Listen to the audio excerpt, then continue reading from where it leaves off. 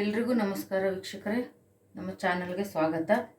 ಇವತ್ತು ನಾನು ಪಾಸ್ತಾ ಮಾಡೋದನ್ನು ತೋರಿಸ್ತಾ ಇದ್ದೀನಿ. ನೀರು ಕುದೀತಾ ಇದೆ, ಪಾಸ್ತಾ ಹಾಕ್ತಾ ಇದ್ದೀನಿ. ಇಬ್ಬರಿಗಾಗುವಷ್ಟು ಮಾಡ್ತಾ ಇದ್ದೀನಿ ನಾನು. ಸ್ವಲ್ಪ ಇದು ಬೆಂದ ಮೇಲೆ ಒಂದೆರಡು ಡ್ರಾಪ್ ಆಯಿಲು, ಒಂಚೂರು ಉಪ್ಪು ಹಾಕಬೇಕು.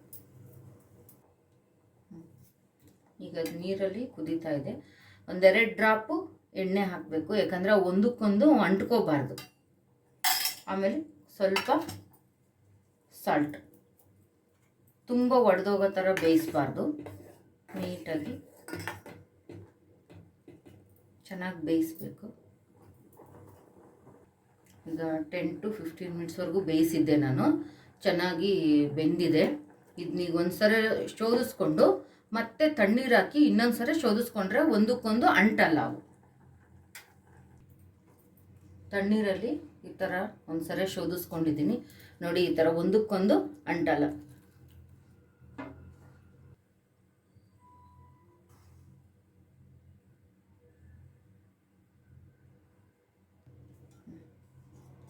ಒಂದೆರಡು ಸ್ಪೂನು ಎಣ್ಣೆ ಹಾಕಿಬಿಟ್ಟು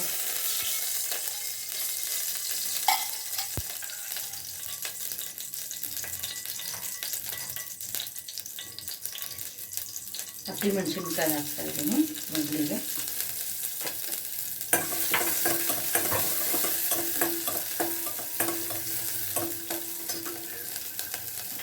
ಬೆಣ್ಣೆನಾದರೂ ಹಾಕೋಬೋದು, ನಮ್ಮ ಟೇಸ್ಟ್ ತಕ್ಕನಾಗಿ.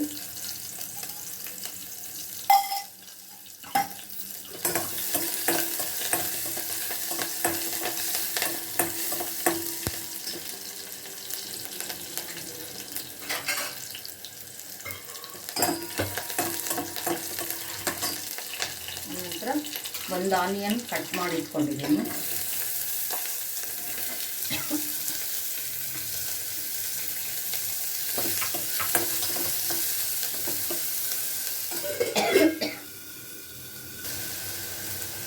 ಸ್ವಲ್ಪ ಉಪ್ಪು ಹಾಕ್ತಾ ಇದ್ದೀನಿ.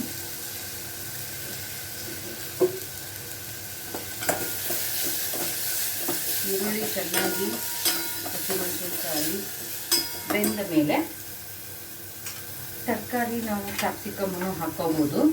ನನ್ನ ಹತ್ರ ಇಲ್ಲ ಈ ಸದ್ಯ. ಕ್ಯಾರೆಟು, ಬೀನ್ಸ್ ಇದೆ, ಹಾಕಿದ್ದೀನಿ.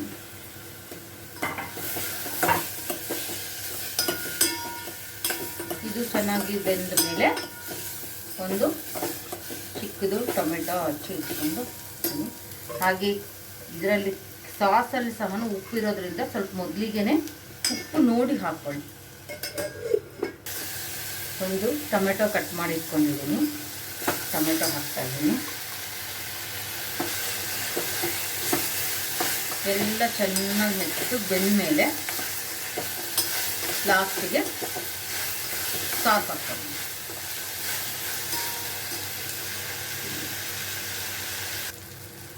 ತರಕಾರಿ ಎಲ್ಲ ಚೆನ್ನಾಗಿ ಬೆಂದಿದೆ.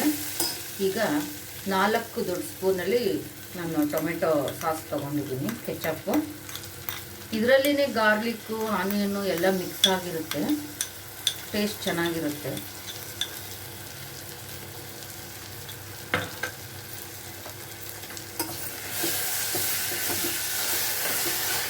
ಈಗ ಆಫ್ ಮಾಡಿಬಿಡೋಣ, ಸಾಕು.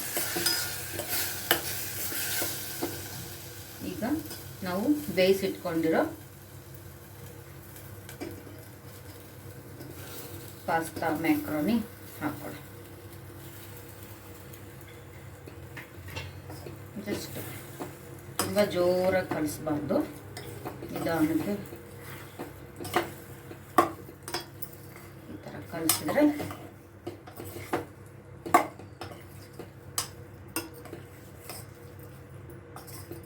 ಮತ್ತೆ ಏನು ಫ್ಲೇಮ್ ಇಟ್ಕೊಂಡು ಈ ಥರ ಹುರಿಯೋದು ಅದೆಲ್ಲ ಮಾಡಬಾರ್ದು. ಸಾಕು, ಜಸ್ಟ್ ಸಾಸ್ ಹಾಕಿದ್ಮೇಲೆ ಯಾವುದೇ ರೀತಿ ಒಲೆ ಹಚ್ಚಬಾರ್ದು. ಮತ್ತೆ ಆಫ್ ಮಾಡಿ ಇದನ್ನು ಎಲ್ಲ ಕ್ಲೀನಾಗಿ ಸ್ಪ್ರೆಡ್ ಆಗೋ ಥರ ಮಿಕ್ಸ್ ಮಾಡಿದರೆ ಆಯಿತು. ಪಾಸ್ತಾ ರೆಡಿ ಆಗುತ್ತೆ. ಈಗ ನಮ್ಮ ವೆಜಿಟೇಬಲ್ ಪಾಸ್ತಾ ರೆಡಿಯಾಗಿದೆ. ನೀವು ಮನೇಲಿ ಮಕ್ಕಳಿಗೆ ಮಾಡಿಕೊಡಿ, ಹಾಗೆ ಟೇಸ್ಟ್ ಹೇಗೆ ಬಂದಿದೆ ಅಂತ ನನ್ನ ಕಮೆಂಟ್ ಮೂಲಕ ತಿಳಿಸಿ. ಹಾಗೆ ನೆಕ್ಸ್ಟ್ ಇನ್ನೊಂದು ಅಡುಗೆ ವಿಡಿಯೋದಲ್ಲಿ ಸಿಗೋಣ. ನಮಸ್ಕಾರ ವೀಕ್ಷಕರೇ.